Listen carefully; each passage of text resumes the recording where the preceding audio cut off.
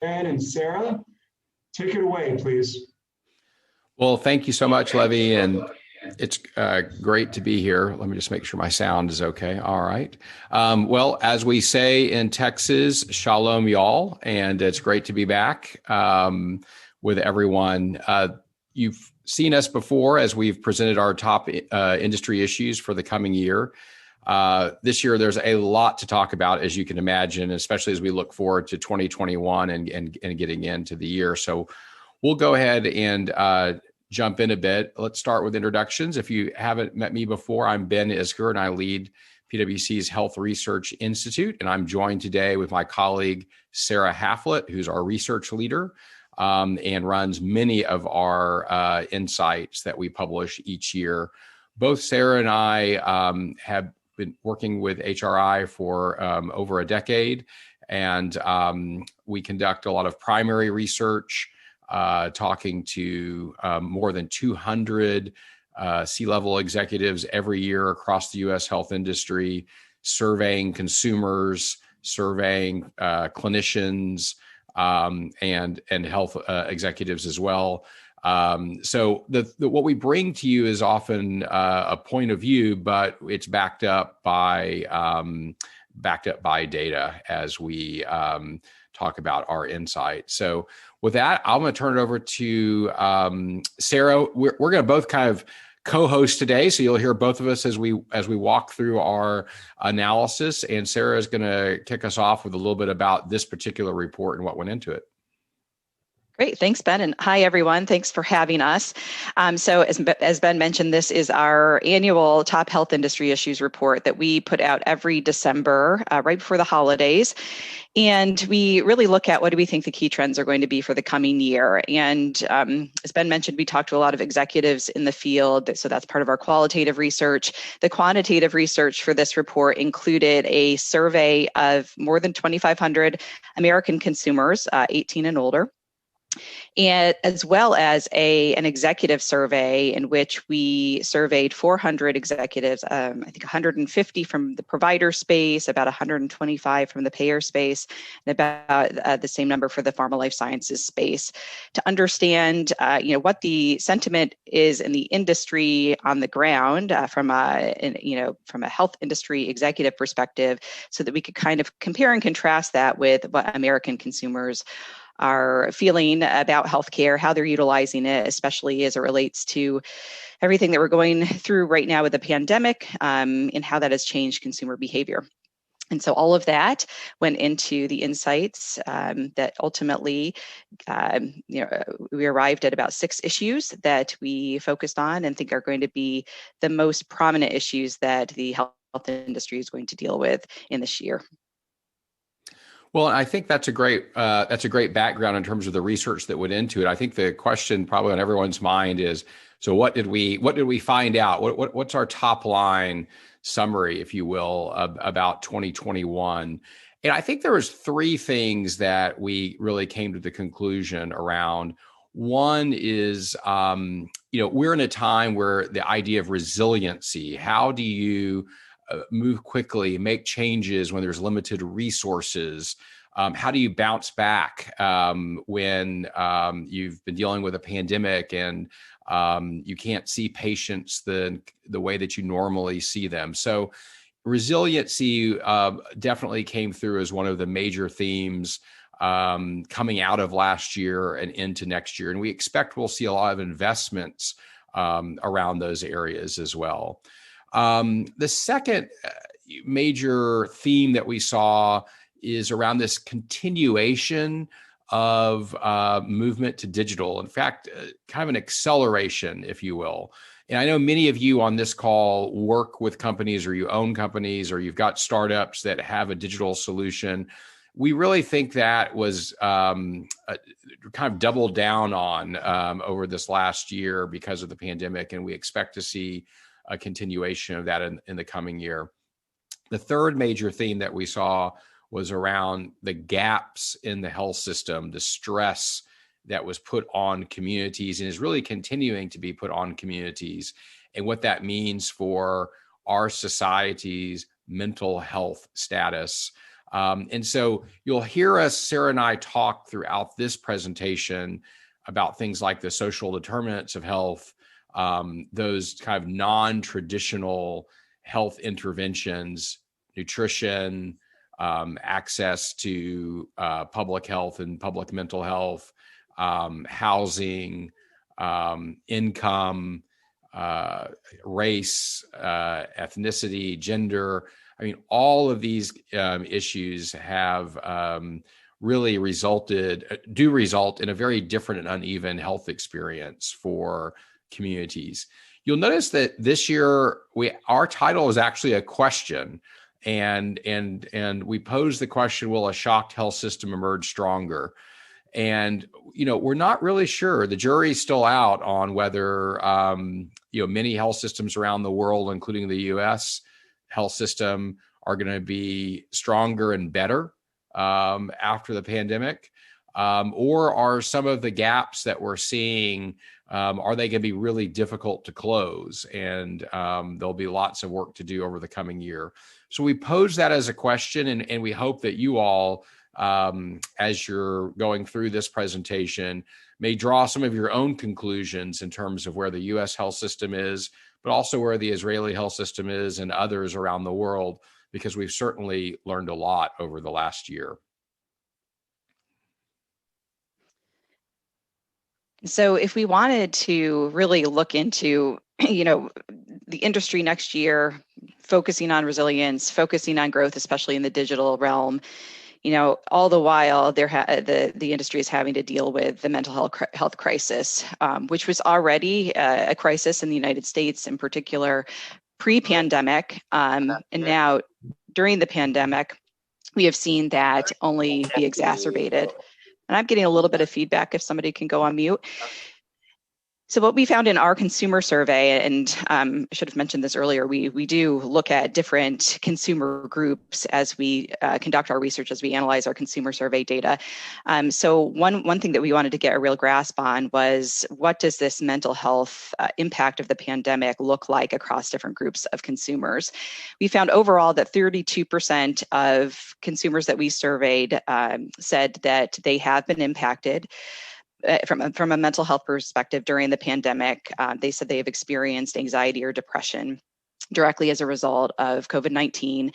And you can see here on the left-hand side of the screen how this really breaks down, looking at different groups of people.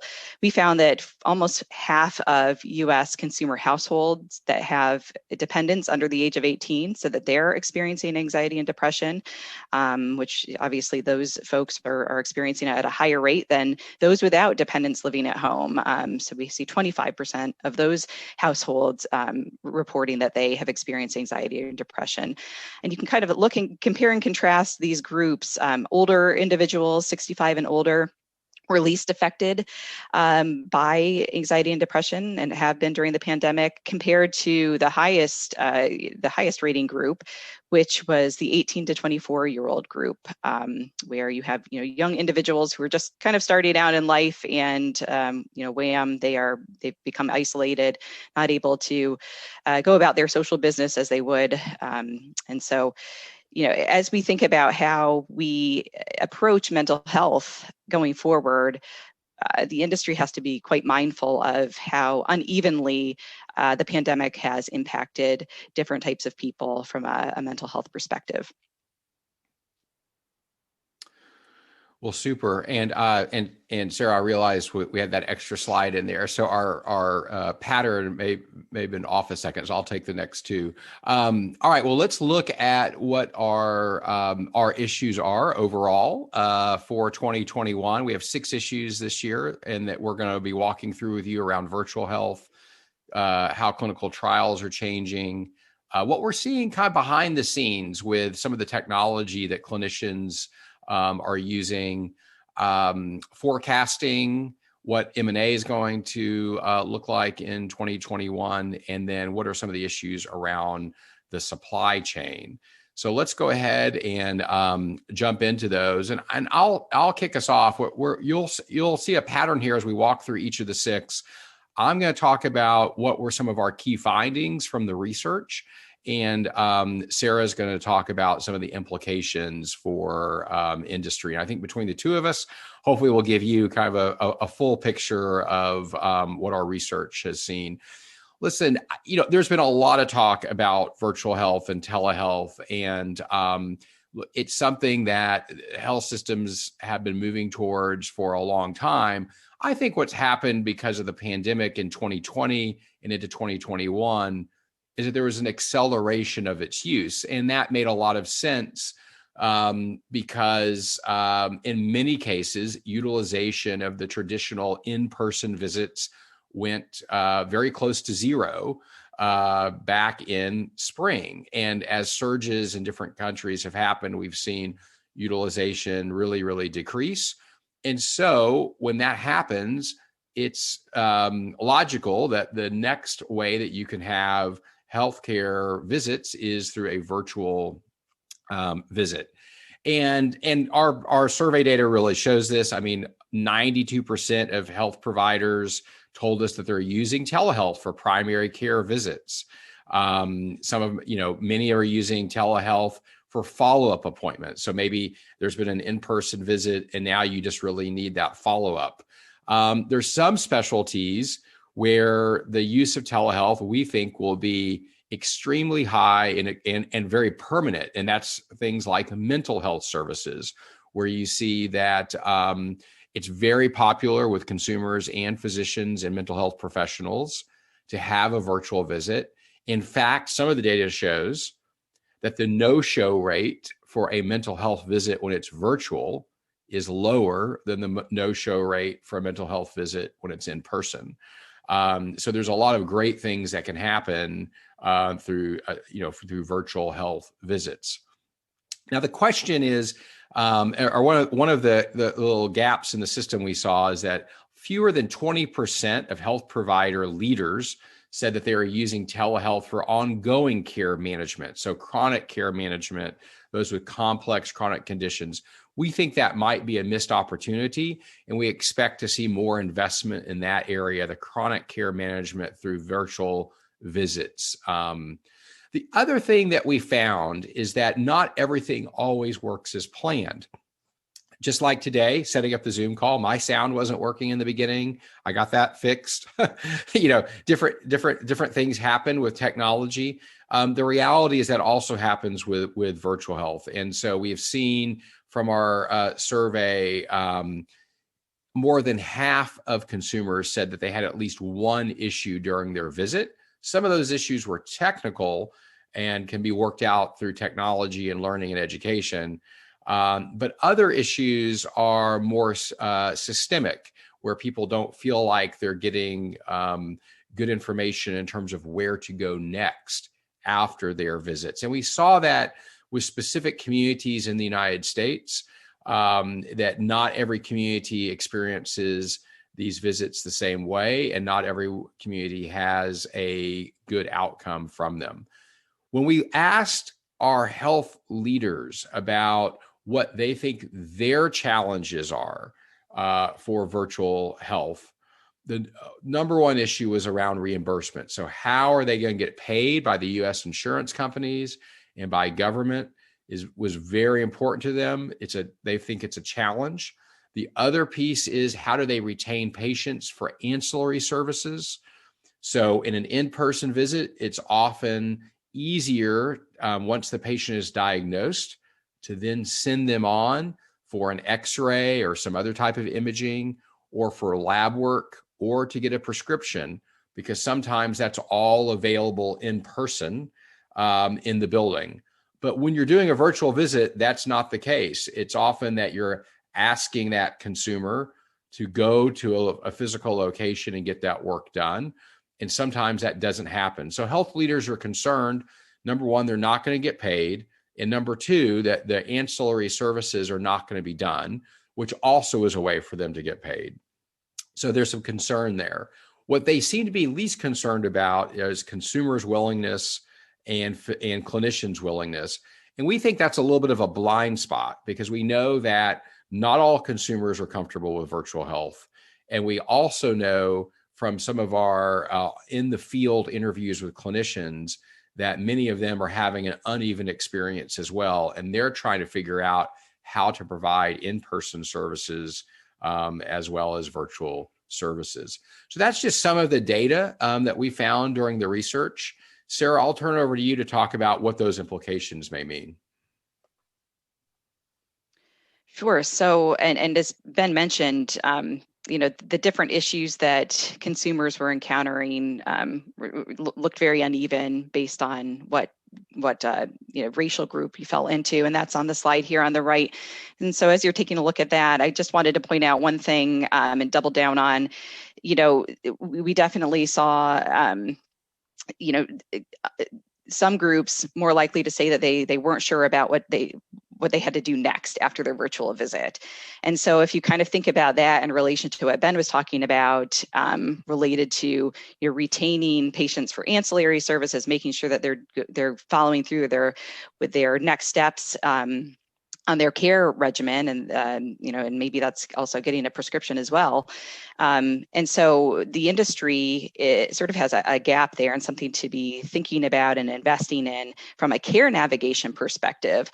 So looking at employing care navigators that can kind of help consumers make sure that they are connecting those dots between virtual care and in-person care.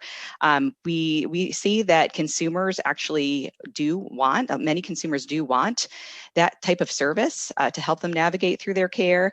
And we also saw that about 2/3 of provider executives in our survey said that they will invest in care navigators in 2021, whether that is to employ them directly or work through a care navigation company like an Accolade or a Quantum Health or a company such as that, to help kind of pull this all together and make this more seamless for the consumer, which should improve consumer experience, but it also should improve, revenue continuity and reduce leakage for the providers. I think there is going to be a big focus on ensuring that this movement to virtual health does not create new disparities. We're already seeing that happening, over the last year with so much virtual health happening and with such uneven experiences. And it's not really just by race either. It's also thinking about individuals that don't have reliable, internet, that might not be able to connect virtually very easily with their care teams, or it could be, seniors that are not really digitally savvy and just need that extra help, connecting, using digital technology to connect to their care teams. We actually have seen some organizations invest in giving their certain patient populations tablets to have at home, where they just have kind of a one-click ability to connect with their care team, so they don't have to, figure out what website to go to and how they get into their patient portal to connect to their provider. It's just a one click, and it takes all of that, all of that friction out of the system for that particular patient. So we see more focus on things like that this year. We also see that there are a lot of payers now that are offering telehealth directly to their members or through a virtual network of providers. But this really is going to really open up the competitive landscape for providers, with payers kind of entering the mix in terms of care delivery. And what does that mean for local physicians, and where are payers going to be directing, their members that are receiving telehealth directly through the payer? Where are they going to send them for follow-up care or ancillary services? And then finally, from a pharma perspective, pharma is trying to figure out how do they make sure that, patients through a virtual visit are able to get their new drug starter kit, for example, or, the free samples. And what does that actually look like when, you're not in person and able to actually give that to the patient directly? And we think that pharma also has an opportunity to bridge some of these gaps in that white space of health through investing in more technologies that can, make sure that physicians and providers are staying connected, outside of that visit. Well, Sarah, I like what you said about, how do you reduce friction? And I think our next issue around clinical trials is also all about reducing friction and what technology might be able to do in that area. So our second top issue for 2021 are how clinical trials are changing for good. And we meant that, both permanently and in a positive way. So a double meaning for the word good there. Again, something we think accelerated by the pandemic, although a long time in the making, is the concept that clinical trials now can be more distributed and more virtual. And those two concepts really are the key concepts in what we see being implemented around. Now, this is something that does not often happen with our survey data of executives, where almost all executives are in agreement. And here we see our pharma and life sciences executives, 98% expect digital investment in clinical trials to increase next year, and especially in certain areas. Again, another very high percentage of executives said that virtual trials are important to their company's pipeline in the next 5 years. And on the right-hand side of your screen, you can see some of this breakdown of the expectation of the percentage of their trials which will be virtual over the next 5 years. Now, when we say virtual, typically there's going to be some combination of in-person and technology and distribution. But the concept here is it's all making it much easier and getting closer to the consumer. Why do you want to get closer to the consumer on this? Well, consumers told us that they're more likely to participate in a clinical trial if they could do so remotely. I know I have in my own personal experience, I had signed up for a couple of clinical trials for the COVID vaccine back in the spring. And the trial sites that, if I was accepted into the trial site was about 80 miles away from where I live. So not very convenient for me to have to drive 80 miles each way to go to an in-person visit for a clinical trial. I ended up not getting chosen for the trial anyway, so it didn't matter. But it's things like this that consumers are thinking about in terms of their access and their willingness to participate in trials. And they'd much rather do it if they can do it remotely. So again, key point here, some sort of combination of virtual. So many things that can be done, like recruitment can be done through social media. A lot of your intake questionnaires and surveys can be done electronically. Screenings, some of the screenings can be done, and gathering more information can be done through a virtual visit. And a lot of follow-up can be done through virtual visits. And the rest, you want to get closer to the consumer in a distributed manner. So let's think about now what some of the implications are going to be for pharma and life science companies and others who are dependent on clinical trials for their innovation. Yeah, Ben, and I think interestingly, we also, it wasn't on the previous slide, but we also surveyed executives about, do they believe that virtual trials and this more decentralized approach may actually increase diversity in clinical trials, which has certainly been something, I think globally, but also, within the United States, in the United States, in particular around the Black population that has not necessarily trusted the system, the research, the way research is conducted. And we do see that the industry is hopeful that this ability to kind of have this wider reach that virtual creates increase that diversity in enrollment. So, I think people are bullish about that and hopeful that will continue and that will be accelerated through virtual trials. One other thing that really happened within the U.S., the FDA. It was very busy last year during the pandemic, and really made it easier for drug companies and CROs to get products to market. The FDA issued nearly 350 emergency use authorizations over just a 9-month period last year. And if you looked at what the 9-year period before that was, I think there were only about 28 total over a 9-year period, and then 350 in a 9-month period last year. And so this means that the FDA is figuring out ways to improve, some of their own review processes to get products to market faster.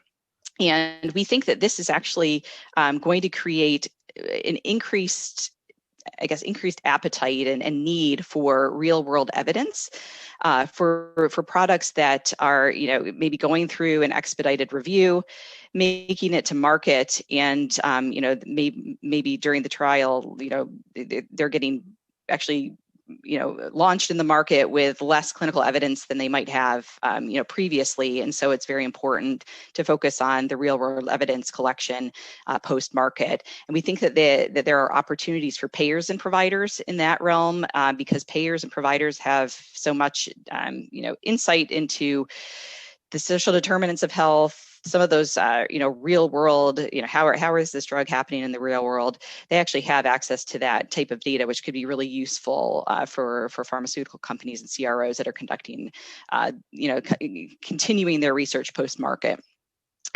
We do expect that new players might emerge with this shift to virtual trials, offering obviously certainly an opportunity to offer new digital tools and analytics that are aimed at helping decentralized trials make virtual trials go better and connect better with patients and collect data from their homes.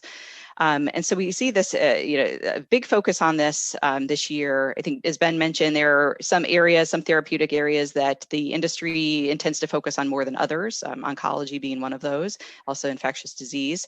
But we definitely do see this shift and focus in investing in furthering the trials and just kind of shoring up how we make those work effectively. Yeah, Sarah, I thought it was interesting when you mentioned the use of real world data. Obviously there's an incredible example of this happening right now in Israel with the vaccine and the data that's being collected with the population there in terms of what's happening out in the community afterwards, which everyone's looking at. And again, another example in the real world of how data can be collected so easily and analyzed and used. Well, let's go on to our third issue, which is around the digital relationship. So now we're kind of moving, if you will, a little bit away from the consumer's view of digital and technology into what's happening behind the scenes with interactions between pharma life science companies and providers, with clinicians inside of hospitals and health systems and clinics, and the type of technology they have to help them do their jobs. So this is all about those digital connections that are happening behind the scenes, helping to keep our systems running. This is an area we expect to see a lot of investment in 2021. There's a lot of different reasons for that on this one. It's not all pandemic driven in terms of an acceleration. But one thing that we found from our survey is that, again, an overwhelming number, in fact, 90% of health executives said that they're prioritizing the clinician experience in 2021. Why are they prioritizing the clinician experience? Well, clinicians are telling us that they are suffering from burnout, using lots of different types of technology. Sometimes the systems are not making it easy for them. So sometimes there's an information overload, or they don't have the right information where they need it at the time. So that's part of the story in terms of what's going on. Payer executives said that they're going to be focusing on the physician-patient relationship. So they're going to be making some investments there as well. Part of that is around just a pure efficiency. Things that are being done by very manual processes now are going to be done in a more automated process. So we continue to see things like investments in in process automation, robotic process automation. We will continue to see further investments in communication technologies, especially in the idea of voice to text around the electronic health record. This is a big issue for clinicians who say at the end of their day, they spend a lot of time inputting data into these EHR and EMR modules. And the voice to text option, as those get more sophisticated and get better, are going to ease that challenge for the physicians, but almost more importantly, also allow for better data analytics on the backside. And then what's been happening during COVID with the relationships between the pharmaceutical companies and the clinicians in terms of that engagement? Well, really, a lot of the pharma companies, their staff and marketing people were not able to go have those in-person visits with clinicians. And so they had to move to a virtual platform to do that.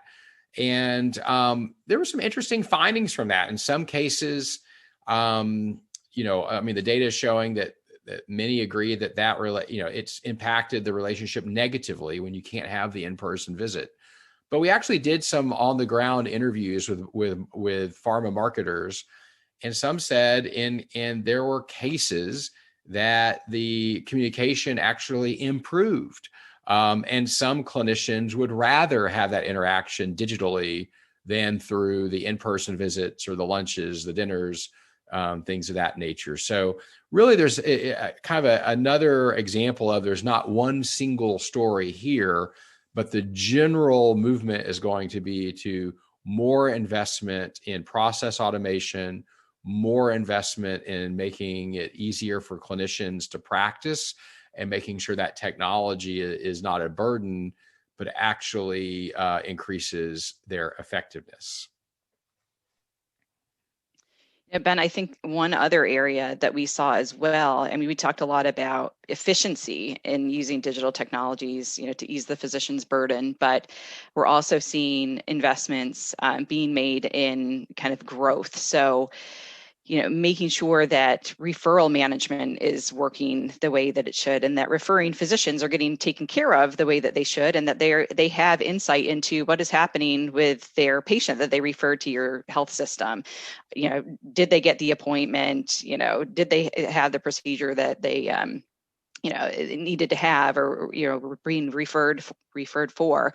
And so we see investment by providers in those types of technologies as well, referral management systems, not only to target independent physicians in the market that they are trying to attract, to attract volumes to their health system, or potentially employ them or acquire their practices, but also just to make sure that they are happy with their experience, which is not always the case. A lot of times referrals end up, not really taking place, or patients are left waiting forever to get an appointment. And so that is another area kind of more on the growth side that we see happening as well in 2021.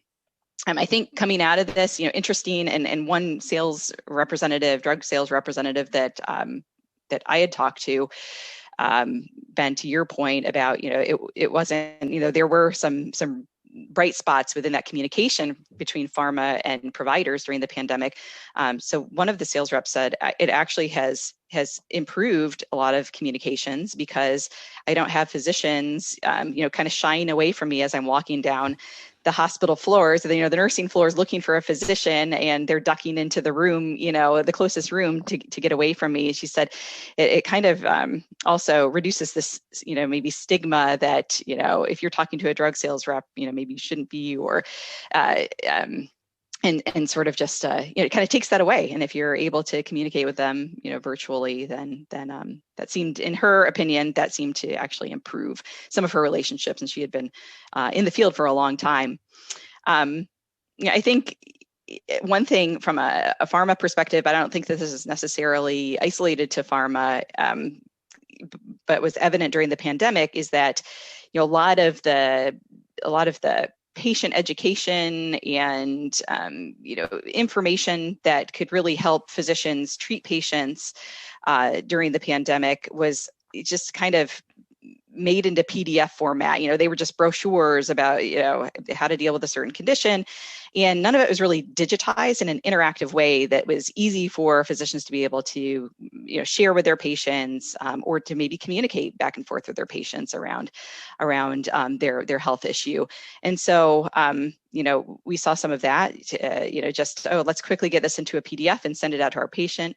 But we see that going forward, the industry will become more mature about making those interactions a little more interactive versus just kind of a push of information to patients. Yeah, great point on that. And you know, just that idea of you know, what can the possibility can be when we have some of these new ways to communicate is really important. And I think we can use that same analogy for our next issue, our fourth issue around healthcare forecasting. You know, I think it's so interesting that here we have something that's been around for a long time, this concept of forecasting, right? We do it with weather, we do it in financial modeling. And what we found during the pandemic was many of our forecasts were not useful, especially if we went back to like the spring in terms of some of the modeling that was done, and they weren't useful to health systems because it wasn't specific enough. And so what's the outcome of that? Well, 74% of health executives that we surveyed said that they're going to be investing in predictive modeling in 2021. 73% of healthcare executives said that they were going to start collaborating or had plans to collaborate with other care providers and payers as a result of the pandemic.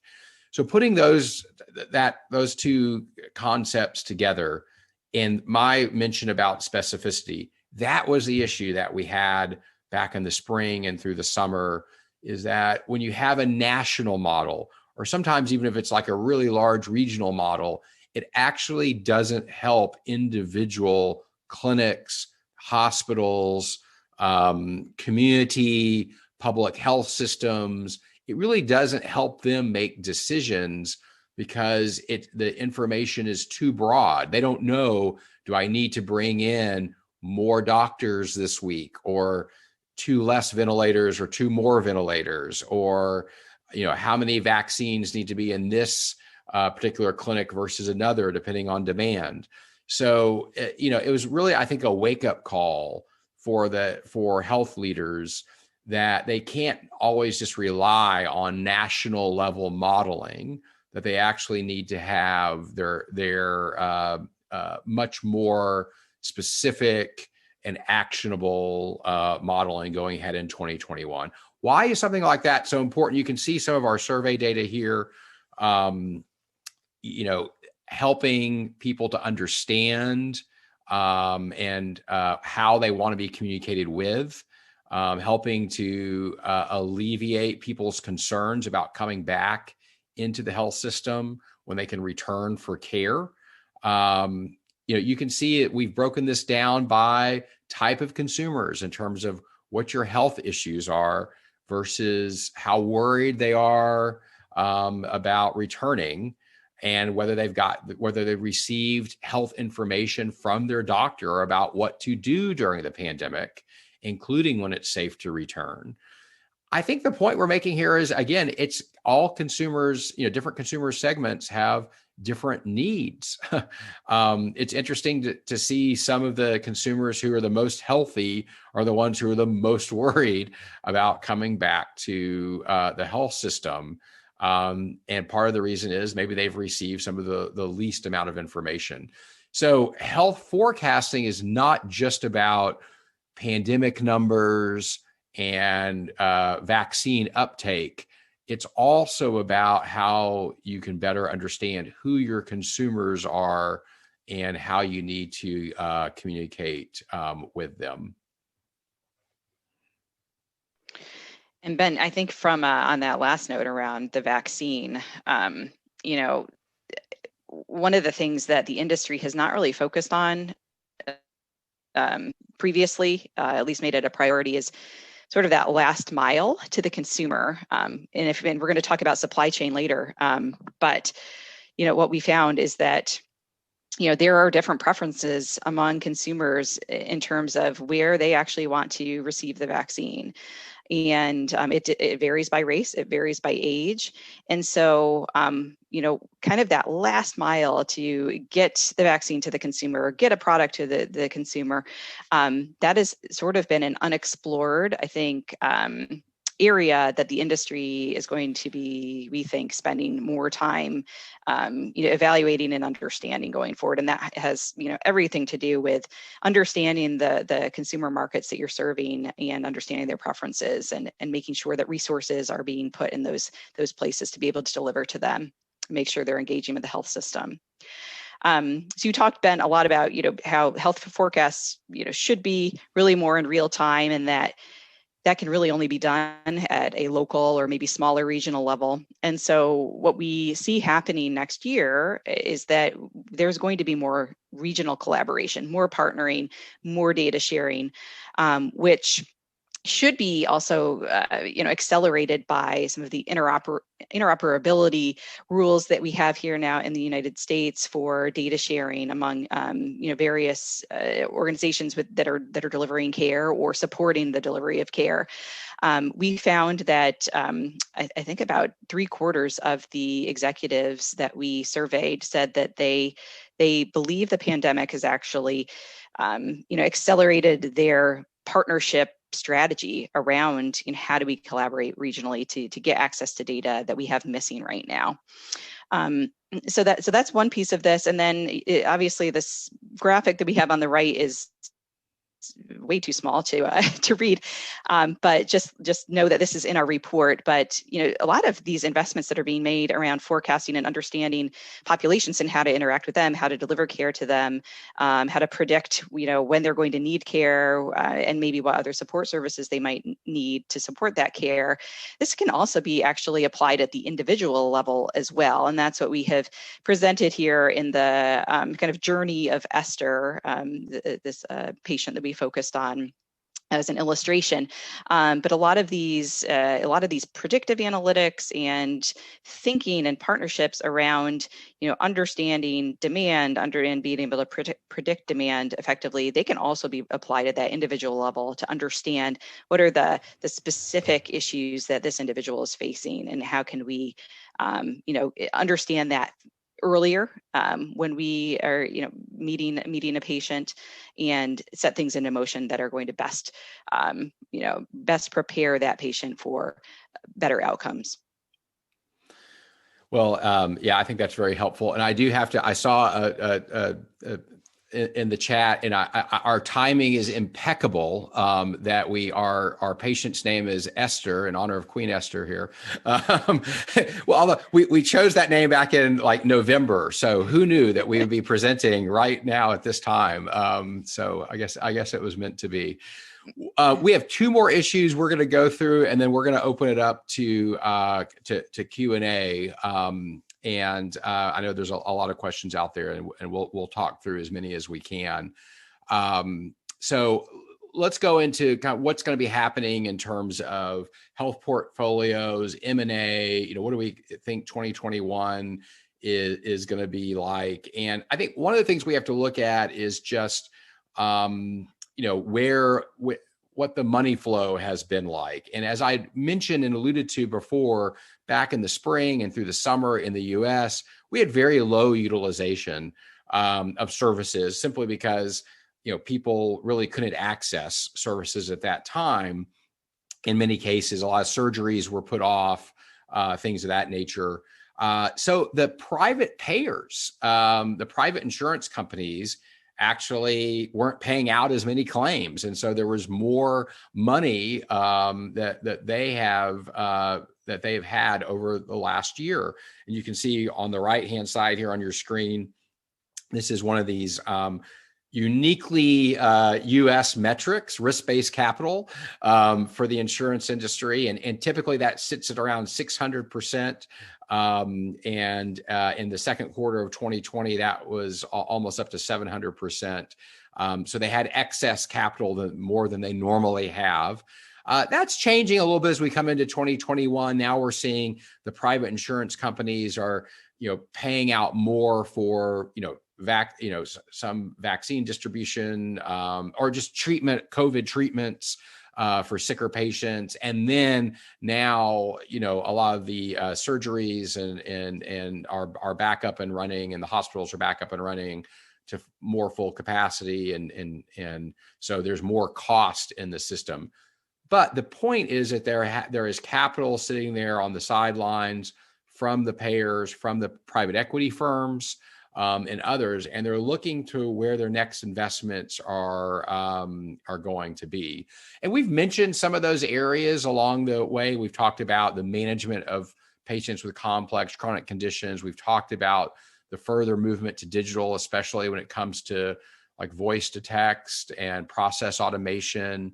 Pharmaceutical companies will probably back focusing on things like gene therapies, gene and cell therapies, which we saw a lot of focus on before the pandemic. And so the question is, with this capital, is it a buy? Is it a build? Is it a collaborate? And the answer is probably all of the above going forward into 2021. And we'll see a little bit of each of those as we move forward. Yep. So Ben, I think you captured most of it. I think maybe the only other thing that I would probably, just reiterate is, we not only the insurers with the high risk-based capital ratios, accumulating capital and looking for ways to invest that, but we also saw that there were some providers in the U.S. that fared well, and they were generally, those health systems that also have an insurer. They own an insurer as well, and so they were able to sort of subsidize decreased utilization during the pandemic and kind of the revenue losses on the provider side with what was happening on the, from a claims perspective on the insurer side. And so we can kind of think about them in the same ways in terms of what their opportunities look like heading into 2021 for investments. But we think that, those that are more cash heavy, that fared generally well during the pandemic, will be in a much better position than others to be able to double down on investments in digital, potentially forge new value-based types of arrangements where payment is based on outcomes versus just on volume, and in customer experience.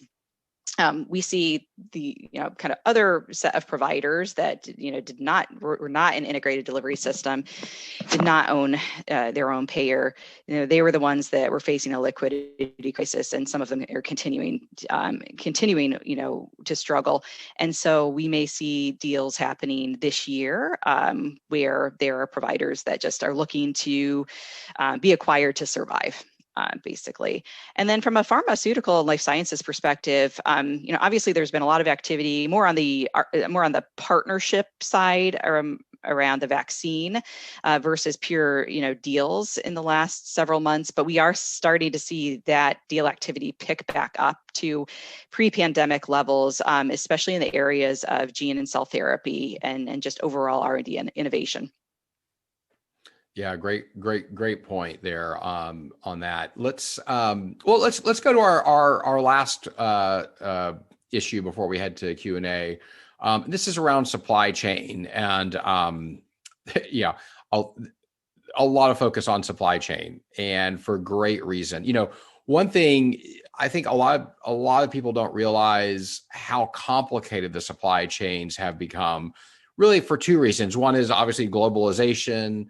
And the second is this concept of, that's been around for a long time now, of the just-in-time supply chain, or the very, very efficient supply chain. And I think when you put those two things together and then you add in a pandemic, you can really see the supply chain being stretched. But, the mRNA vaccines that are out right now, we were looking at an article on what that supply chain looks like. And the DNA plasmids are developed. One of the places they're developed is in St. Louis, Missouri.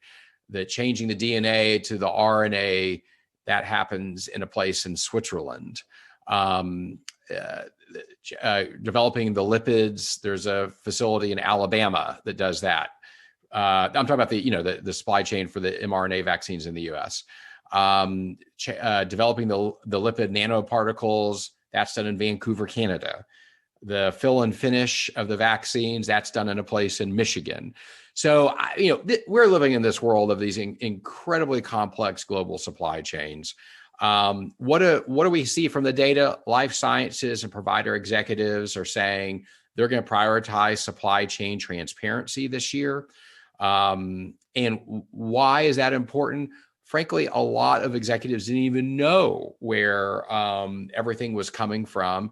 Often didn't realize that now many of their suppliers, they were down to a single source. And so we've seen shortages throughout the 2020 of sometimes basic goods like masks, surgical tubing, things of that nature, sometimes very complicated things or more complicated things like ventilators and antiviral treatments. But certainly transparency is going to help that. Improving the security, of course, is the next one. And then really understanding and finding the right suppliers. So we are seeing many organizations go out and make efforts to find a secondary source in case there are supply chain issues. Look, we're experiencing this right now today in the United States with some of the weather issues. Our vaccine distribution centers in many parts of the country have had to close down for a couple of days. The vaccines can't get there because of weather. People can't get there because of weather issues, the severe cold. And so, these are the things that really keep executives up at night around the supply chain and other issues that we see. So really, even starting this year, we think that from just managing the cost and tax implications of onshoring some manufacturing potentially to developing a broader network to approach redundancy, has been, kind of alluded to, everything is so fragmented. We think that the health industry in the US is going to start really reconstructing the supply chain to function a lot more flexibly than it has in the past. And similar to how it does in other industries like technology or the automotive industry. And really getting closer to that end-to-end view in a supply constrained world. And we talked about that last mile to the consumer being, that sort of, end-to-end there. So that means understanding, kind of triangulating risk, understanding as much about your suppliers as you do your suppliers, so going, getting more transparent in terms of, not just kind of your first line of supply of your suppliers, but really understanding the entire supply chain and being very transparent about, where the gaps are, where the risks are, and looking for areas or opportunities to close those gaps. Yep, great point. I love what you said there. It's all about closing the gaps. Let's go ahead and turn to questions for those of you that can see the screen. Here's our website, the report that we went through. Everything is freely available there. And let's go ahead and head to some of our questions. Sarah, I don't know if you had a chance to look at any yet. I have not. So let me just quickly scan. So I do recommend. Do you have any, Levy? Yeah, if there are questions, I recommend putting them into the chat just so that both Sarah and Ben can process that. While we're waiting for questions, I would like to sort of take advantage of the fact that you had a fresh report come out yesterday about likely changes in the regulatory environment under this new administration and the impact for health technology startups in particular. Would you want to spend a couple minutes just kind of, what we should expect with this new administration? Yeah, I think that's a great question. I think what's interesting when we think about the pharma life sciences portion of the health economy is that there's actually going to be some things carried on by the Biden administration that were started under the Trump administration. And I would say one of those is around price transparency. and the focus on drug costs. And so that's one issue that we talk about in our latest report. It just came out yesterday. I think Levy's putting the link in the chat. So I think that's one issue. The other big issue is that we saw in the U.S. really I don't know if you want to call it an acceleration of approvals or a lot of, as Sarah showed you data before on the emergency use authorizations. Really, the FDA has been working overtime to approve tests, to approve vaccines, to approve antiviral treatments. And I think the question that many executives are asking right now is that going to continue even post-pandemic under the Biden administration? Might we see a bit of a different FDA where there is more of an emphasis on getting things out into the market more quickly? So I think that's a second thing to think about.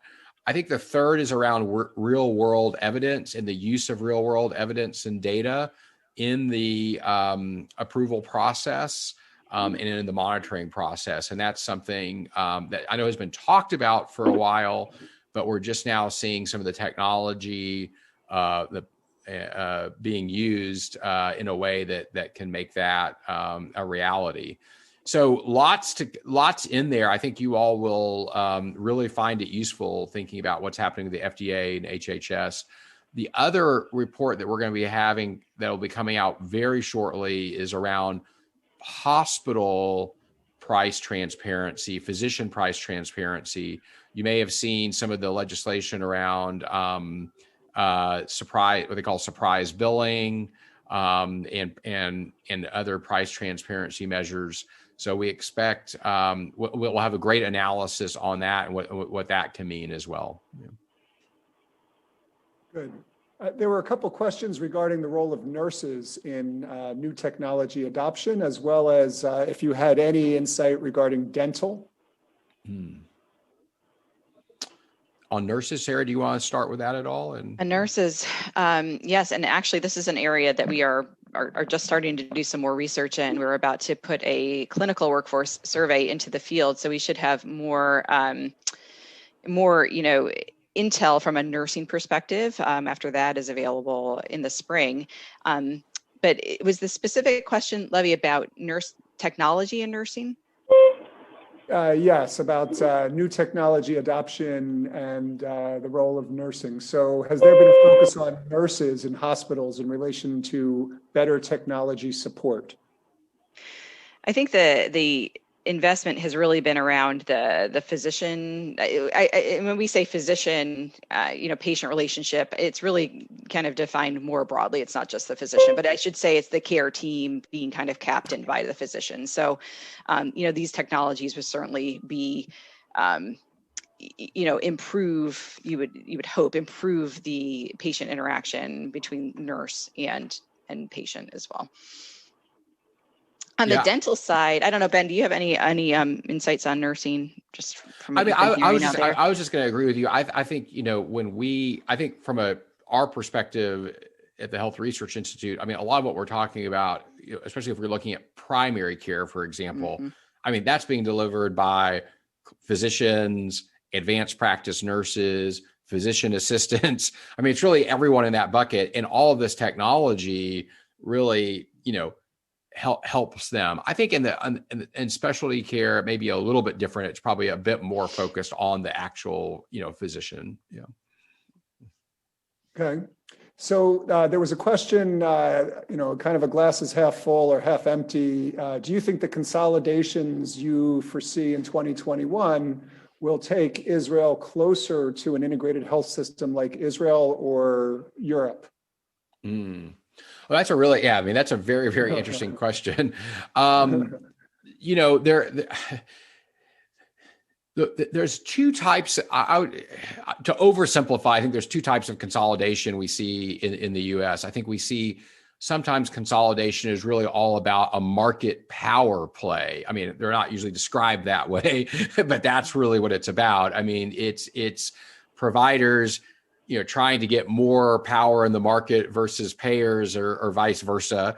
And then there's other types of consolidation, which are more strategic, where you might see vertical consolidation and making what we call these integrated delivery systems, which much more holistic, where the payer, provider, specialty care, it's all wrapped together in one. I would say a lot of the consolidation tends to be more on the market side. But with that being said, really over the last couple of years, we've seen a lot of innovation of vertical integration of retail health and insurers, of technology companies and providers, and much more collaboration. But that doesn't necessarily take us to a more consolidated system like you would see in Europe or Israel, because I think the missing link in the U.S. is the connection to social services and the responsibility. One of the issues that we have is that there's not always a provider that's solely responsible for a geographic area, or a payer that's solely responsible for a geographic area. There's just so many different players in the US. And so as a consumer, do you go for your telehealth visit with one company versus a retail health clinic visit with another versus, your normal hospital? So I do think we're still pretty far away from that connection to social services and more of a one-stop shop for consumers right now in the US, but we're moving there slowly. Sure. So Ben Goldfarb woke up very early in Los Angeles, and he has a very good question. Given that you foresee a good bit of gene and cell therapy collaboration in pharma, and the evaluations are impressive, and you noted that the ratios in insurance are attractive.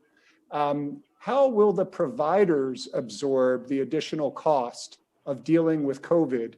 And as you know, it's been lumpy, right? So if you take LA, Cedars-Sinai is having a very, very different experience relative to, say, Martin Luther King or an inner city health system. Mm-hmm. So, what the sustainability in the short term related to COVID? Yeah, I think it's a great question. I mean, I think you said it well with the kind of the lumpiness, the unevenness. I mean, I would say, what's even more stark are the rural hospitals in the United States, which have been really severely hit. Many of them are in dire financial situations.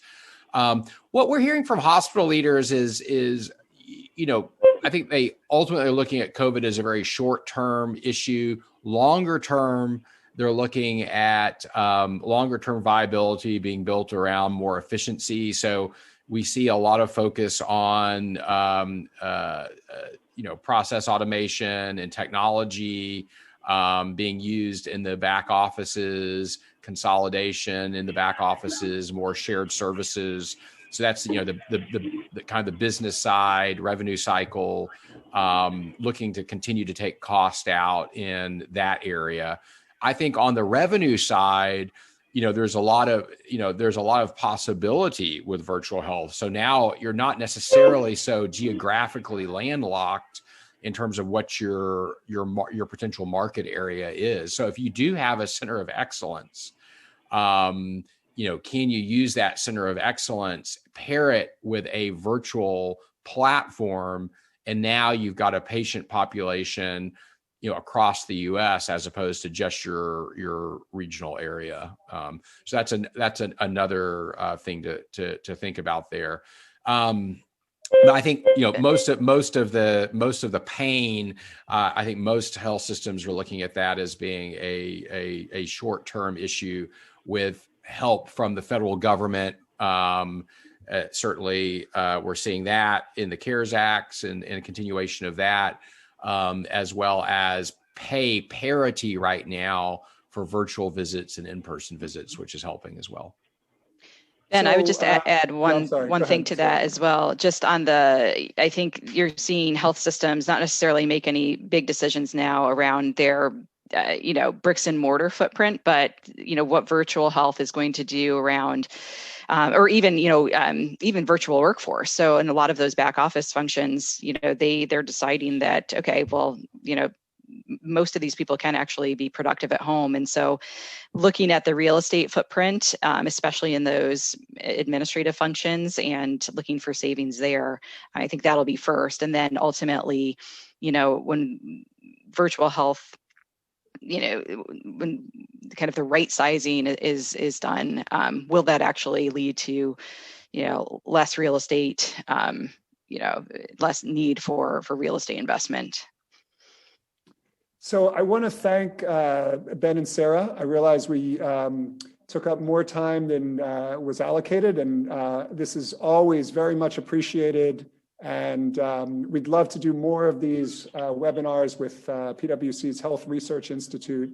I'd like to thank PWC Israel, Omer Gavish, for their ongoing support for mHealth Israel, including this event. I'm putting up a little plug for the next event on March 2. With 4 C-levels from various prominent health systems, including Cedars-Sinai in Los Angeles. And a big thank you to everybody. We'll post the video tomorrow to the mHealth Israel LinkedIn community. Ben and Sarah, keep us in mind. We'd like to be part of your research going forward. Let's have Israel as the 51st state before Puerto Rico and Washington. And as Ben says, shalom, y'all. Thank you. Thank you. Bye.